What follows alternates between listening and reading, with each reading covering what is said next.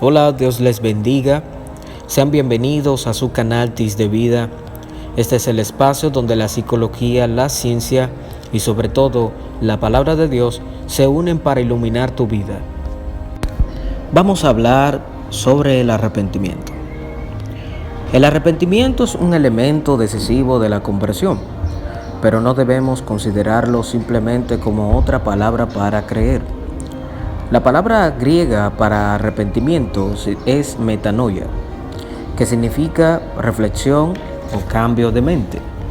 Sin embargo, su significado bíblico no acaba ahí, pues el uso de metanoia en el Nuevo Testamento siempre alude a un cambio de parecer y, específicamente, a un arrepentimiento del pecado.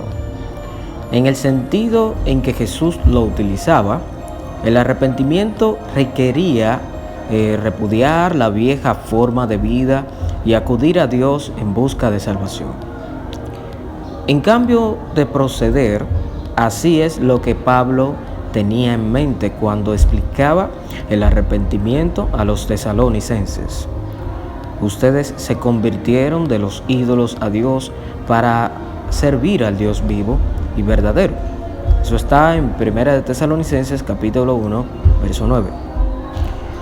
Hay tres elementos que nosotros debemos de resaltar en esto. Por ejemplo, el número 1 es volver a Dios. El número 2 es apartarse del pecado. Y el número 3 es intentar servir a Dios. Ningún cambio de mente puede llamarse verdadero arrepentimiento sin incluir estos tres elementos. Es muy simple, pero en realidad pasa muchas veces por alto. Es que un verdadero cambio de mente tendrá necesariamente como resultado un cambio de conducta. El arrepentimiento no es simplemente avergonzarse o sentirse triste por el pecado, aunque el auténtico arrepentimiento incluya siempre el elemento del remordimiento. Es un cambio de dirección de la voluntad humana, una decisión encaminada a cambiar, a abandonar toda injusticia y procurar en su lugar la rectitud. El arrepentimiento tampoco es una obra meramente humana, sino que como cualquier elemento de la redención, es un don otorgado por Dios en su soberanía. La iglesia primitiva, al reconocer la autenticidad de Cornelio, de la conversión de Cornelio, concluyó y dijo: ¿así que también a los gentiles Dios ha dado arrepentimiento para su vida? Eso podemos confirmarlo en Hechos capítulo 11, verso 18, también en Hechos capítulo 5, verso 31. Pablo escribió a Timoteo que corrigiera con mansedumbre a los que se oponían a la verdad, por si quizás Dios les concedía que se arrepintieran para comprender la verdad. Segunda de Timoteo capítulo 2, verso 5. En otras palabras, que si Dios es quien otorga el arrepentimiento, nunca nosotros debemos de considerar este elemento de la redención como una obra humana, ya que es Dios en su soberanía es que otorga este elemento en cada uno de los corazones endurecidos y rebeldes. Por encima de todo, el arrepentimiento no es un intento destinado a poner en orden nuestra vida antes de la salvación. El llamado al arrepentimiento no es un mandato a poner en orden los pecados antes de acudir a Cristo en fe, sino más bien un mandamiento a reconocer la propia pecaminosidad, odiar el pecado, darle la espalda a ese pecado o a esa vida pecaminosa, acudir a Cristo a entregarnos a Él en plena devoción y sobre todo honrarlo con nuestras vidas de manera devota y entregada. El arrepentimiento también compromete el intelecto, las emociones y la voluntad. El intelecto ya porque empieza con el reconocimiento del pecado y la conciencia de que somos pecadores, de que nuestro pecado es una ofensa al Dios Santo, más concretamente de que somos responsables también personalmente de nuestras propias culpas.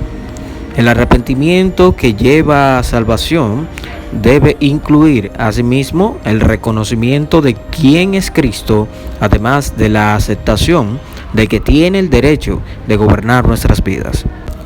En la parte emocional, el arrepentimiento va frecuentemente acompañado de un sentimiento abrumador de pesar. Este pesar o tristeza no es en sí arrepentimiento, pues se puede estar apesumbrado o avergonzado sin estar verdaderamente arrepentido. Judas, por ejemplo, sintió remordimiento, pero no es arrepentimiento, o ese remordimiento no fue arrepentimiento. Lo confirmamos en Mateo capítulo 27, verso 3.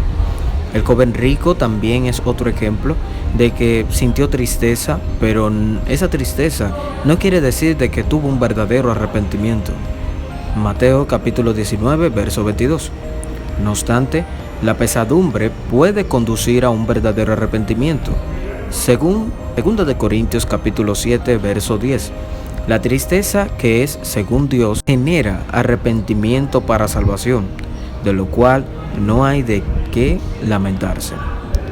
Es difícil imaginar un verdadero arrepentimiento que no incluya un elemento de tristeza, pero no por haber sido descubierto ni a causa de las consecuencias, sino un sentimiento de angustia por haber pecado contra Dios.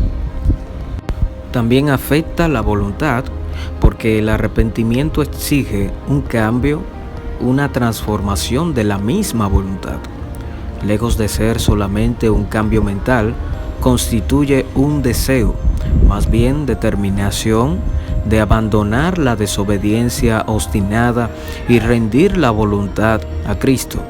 Como tal, el arrepentimiento genuino inevitablemente tiene como resultado un cambio de conducta, el cual no es arrepentimiento de por sí, pero sí el fruto que por seguro producirá este.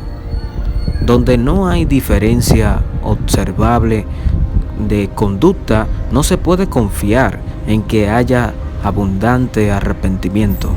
Mateo capítulo 3, verso 8, Primera de Juan capítulo 2, verso 3 al 6 y Primera de Juan capítulo 3, verso 17. El arrepentimiento no es un acto de una sola vez, sino que el que tiene lugar en la conversión da inicio a un proceso progresivo de confesión de por vida. Primera de Juan capítulo 1, verso 9. Esta actitud activa y continua de arrepentimiento produce la pobreza de espíritu, el llanto y la mansedumbre, de los cuales habló Jesús en la bienaventuranza, en Mateo capítulo 5, verso 3 al 6, y son señales de un verdadero cristiano. Cuando Jesús predicaba, arrepiéntanse, porque el reino de los cielos se ha acercado, en Mateo 4:17, aquellos que le oían entendían el mensaje. Con su rica traducción en las enseñanzas del Antiguo Testamento y rabínicas, sus oyentes no tendrían dudas sobre el significado del arrepentimiento y sabrían que estaban siendo llamados a mucho más que un simple cambio de manera de pensar o un nuevo concepto sobre su persona. Para ellos el arrepentimiento significaba una completa rendición de su voluntad y un cambio de conducta total, una nueva forma de vida, no solo una opinión diferente. Se daban cuenta de que les estaba llamando a admitir sus pecados y apartarse de ellos. El arrepentimiento ha sido siempre el fundamento del llamamiento bíblico a la salvación. Cuando Pedro hizo la invitación evangélica en el Pentecostés, en la primera evangelización pública de la era de la iglesia, el arrepentimiento estaba en el centro de su mensaje. Arrepiéntanse y sean bautizados cada uno de ustedes en el nombre de Jesucristo para perdón de sus pecados. Hechos 2:38. Ninguna evangelización que omite el mensaje del arrepentimiento puede llamarse con propiedad evangelio, porque los pecadores no pueden acudir a Jesucristo sin un cambio radical de corazón, mente y voluntad, lo cual requiere una crisis espiritual que lleve a un giro total y finalmente a una transformación completa. Esta es la única clase de conversión reconocida por la Biblia.